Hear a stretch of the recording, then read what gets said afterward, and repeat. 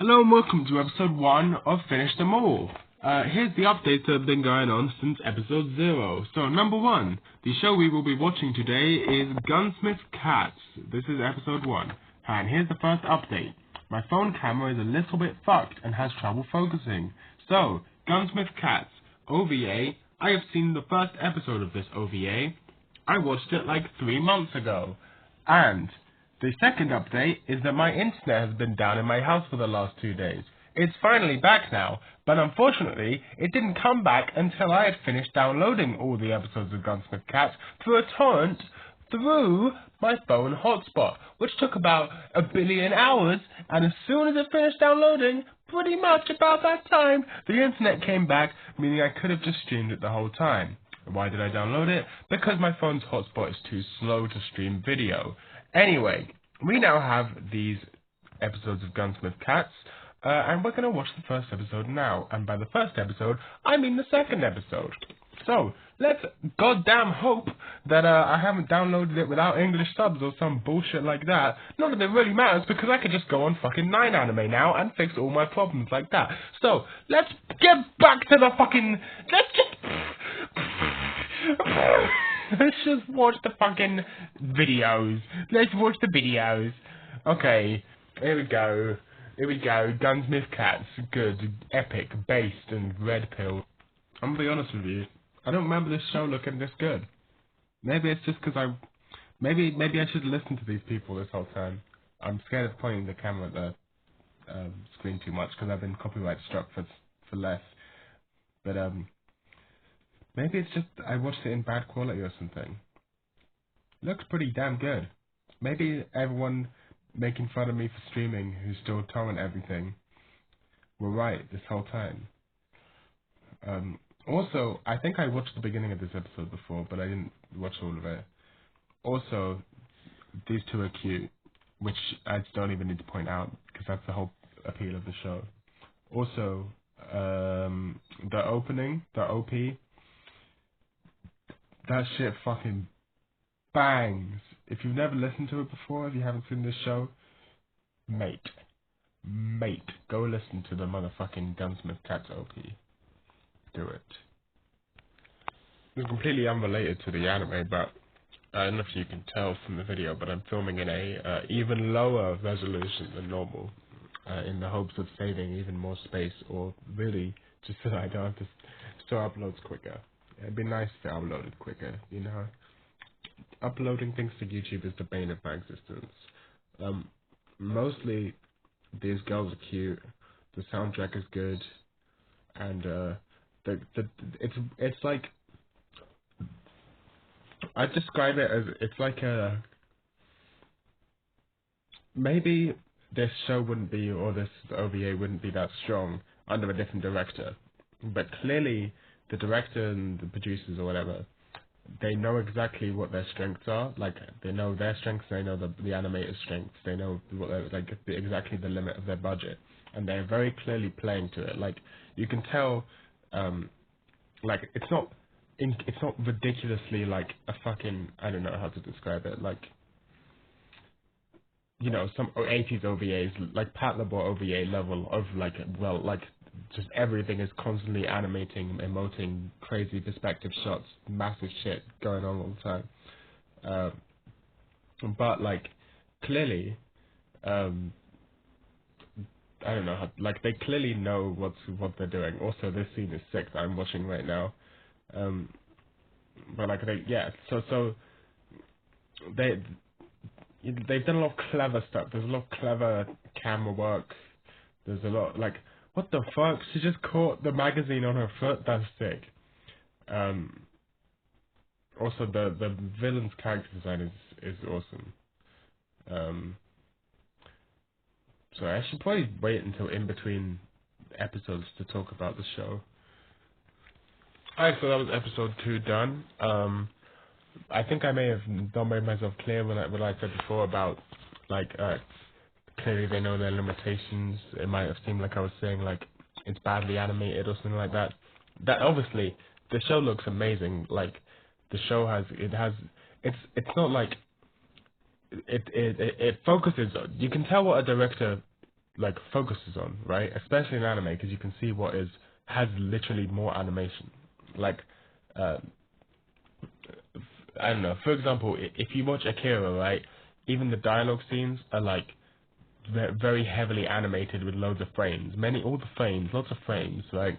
It doesn't necessarily make for good animation, but obviously does in Akira. Anyway, I'm getting off topic.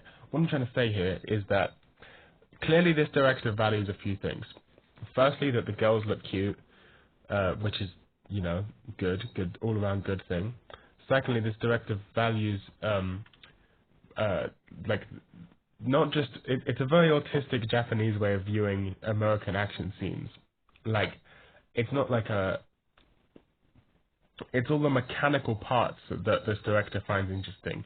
The actual, like, guns are always super on model, very precise. Like, you can tell that he knows exactly what model of gun this is and is very passionate about guns.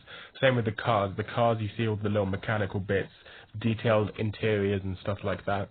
And especially the sound of the main blue car that the main characters drive is very visceral, which is quite rare. You don't see that much of that in anime. Like a good car noise, a good boom, feels it makes the whole show feel great. Makes all the car action sequences feel great. Um, and the gunfights, like, it's not like there's any crazy like fight choreography or something like that. Like a show like Ghost in the Shell or something like that, it has different priorities. That show is not really about those mechanical elements of the fight. It's about, having this complex choreography and all these tactics going on. Whereas this show is more about like it's not really the spectacle. It's more like the the the essence of what the action, a very interesting perspective of action scenes. I can't tell if this is interesting. Well, okay, good. It's in Japanese. There was a bit of English there, but that was just a bit of English. Just a bit. There was a bit of English, but it's just a bit of English. I'm really liking this. I like that second episode a lot more than the first episode. I remember thinking the first episode was a little rough, like writing wise, it wasn't particularly clean. But I guess the great thing about 3 episodes OVAs is that the 3 act structure is very easy. Um, episode 1, first act, episode 2, second act, episode 3, final act. And this, I'm assuming this is going to be the final act because they've set it up very well. In fact, what I think is going to happen actually is that we're still just about in Act 2 right now. There's going to be a little bit of a lowest point in a minute, a little bit of a lowest moment, and then there's going to be the final climax of Act 3. What I think is going to happen is, so there was a car chase at the end of Act 2, or the end of Episode 2, and I think the main characters are going to get in some trouble because the ATF is corrupt or whatever. They're going to get in some trouble because of it. They're going to have to sort their way out of it, and they're going to reach the lowest point towards the beginning of this episode, which is also going to serve as the conflict for this episode. Sometimes I wish I never learned about the hero's journey and the 3 act narrative structure, because now I kind of always know what's going to happen whenever I watch something or read something that is not just absurd and postmodern, which is, you might think it's a bad thing, but it's actually kind of a good thing. It's like, have you ever had a spoiler for something, but the spoiler actually makes it better because of the anticipation?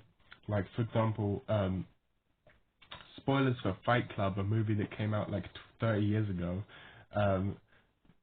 Before I saw Fight Club, I already knew that Tyler Durden was not real, or was just an alternate personality. But that made the intrigue even better, because now I was like, well, how can this person not be real? He's interacting with other people, like he's doing all this shit. Has anyone figured it out?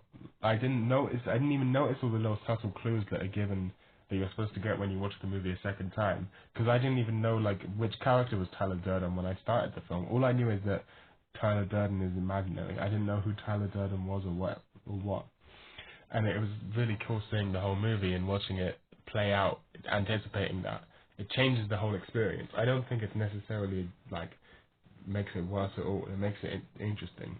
Same with even something subtle, like the other day I was watching a Minecraft video, but the title was the story of my demise or something, right? So the guy's gonna die in that episode, and loses stuff, but you don't know when it's going to happen. So rather than just like, oh, it randomly happens out of the blue, it's like a build-up. I know he's going to die at some point in this episode of this Minecraft series, so now it's just like anticipation. When's it going to happen? What's going to, that sort of thing's cool.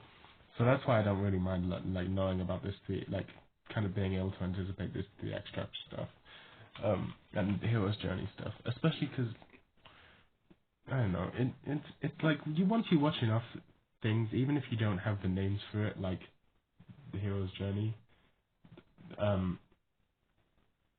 you still catch on to this stuff if you just watch enough stories, if you just watch enough narratives. Oh yeah, it's over here. So yeah, on to episode 3, the final episode, and then I'm going to go back to reading House of Leaves, which I'm really enjoying, and I took a break from House of Leaves to watch this.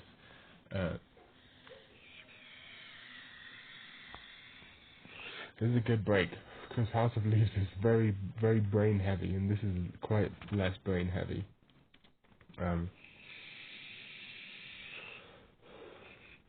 There's some interesting stuff going on with this show, like, I would say one of the best things about the show is the very expressive facial animations, and like character animation in general.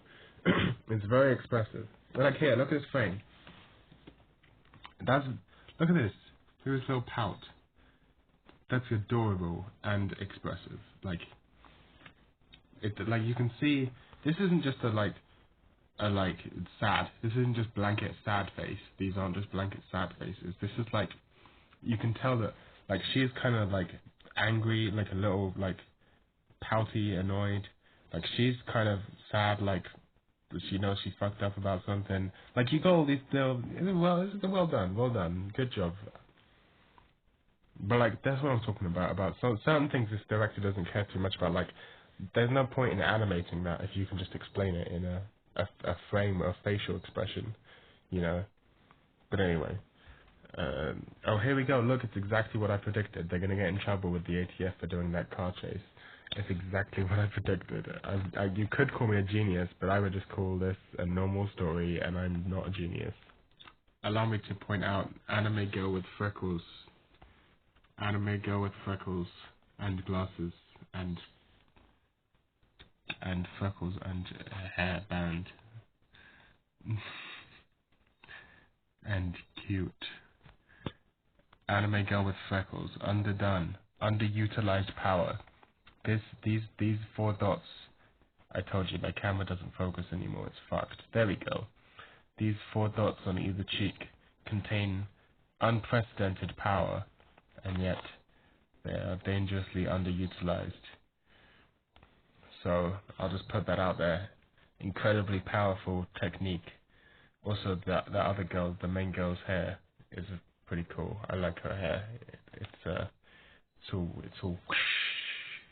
You know what I'm saying? It's all like. Also, this bitch looks a little bit like I don't know, the green and red. I was gonna say a pineapple, but pineapples aren't red. I don't know how to, I don't know. It's definitely striking. It's definitely a striking color combination. Pretty cool. Wait, did I mention this show has a shit ton of fan service? Yeah. There you go. There's your fan service for today, lad. I still feel like I haven't explained myself properly, and it sounds like I'm implying that they cut corners in the animation, but I keep saying that they choose to focus on certain things. That's not what I'm saying. Everything, even film, television, music, even anything, you can't do that. Well, keep it to anime. Like with anime, you can't do anything. You can't do absolutely everything perfect unless you're Hayao Miyazaki, in which case you can do everything perfect, but then you will also have to be basically an insane person. So unless you're Hayao Miyazaki, you can't do everything perfect. Like you have to compromise on some things in order to do the really important things, because everyone only has a limited amount of time, a limited budget, a limited workforce, there's a limit that necessarily there are limitations to making anything, and so it's what you choose to focus on that shows like what you care about. like, unless you're Hayao Miyazaki with a Ghibli-style budget, you can't, and, like, infinite time, it's literally impossible to do everything, absolutely everything, perfectly. I shouldn't have to point this out. This should be self-evident. But I just want to make sure I'm not being misunderstood and into think. I don't want you to think I'm saying this show cut corners in certain things. Like everything this show does, it does well. It's great. I'm very much enjoying it. More like, I'm surprised I didn't enjoy the first episode enough to instantly finish the show. But there you go. And that's Gunsmith Cats 3-episode OVA. Complètement. That's good. Feels good to finish a show for once in my goddamn motherfucking pathetic existence. Set as completed, and that will make episode 1. So, what did I think of the show? Overall, really good. I like it when shows keep their main characters weak. That's one of my favorite things in action movies. This is why I love Jackie Chan films so much, because they keep the main characters weak so that they have to beat them with cunning and thought and tactics rather than just brute strength, which is always something you like to see. But they also, when this whole, spoilers by the way, but it's only 3 episodes, you can watch it in 10 seconds. When the main villain dies in an explosion, kind of off screen, yet I'm like, that's a little suspicious, that's a little sus. And then a little bit later, well, turns out she's still alive and comes after them, and you get your nice visceral shot in the chest kind of death for her, which is, you love to see it. You love your nice visceral ones, especially to those goddamn Russian assassins. Yeah, there's, they put a lot in those 3 episodes. There's politics, there's like licenses, corrupt police forces, like senators, gun control laws, cars, action, international coercion, drug money. The only thing that was really inaccurate is that at one point Radinov, or whatever her name is, the Russian assassin, gets paid in heroin, and she says heroin goes for a high price in Russia, which is not true and has never been true. The whole point of heroin is that it's cheap. Like the amount of heroin she gets in that briefcase is like, it's definitely a lot, but I don't know if it's like top tier hired assassin a lot. Like, I don't know. But I can forgive that. I can forgive a minor discrepancy like that. But what was I going to say? Oh yeah. So yeah, I like how they kept their characters weak. There was a lot of references to American cinema in these episodes. There was I caught like what was possibly Blade Runner. I caught a Shining reference, Psycho, Alfred Hitchcock reference. It's good. It's a good OVA. I wonder what rating this has on Mal. I bet it's like a 7.8, 7.2, 7.27.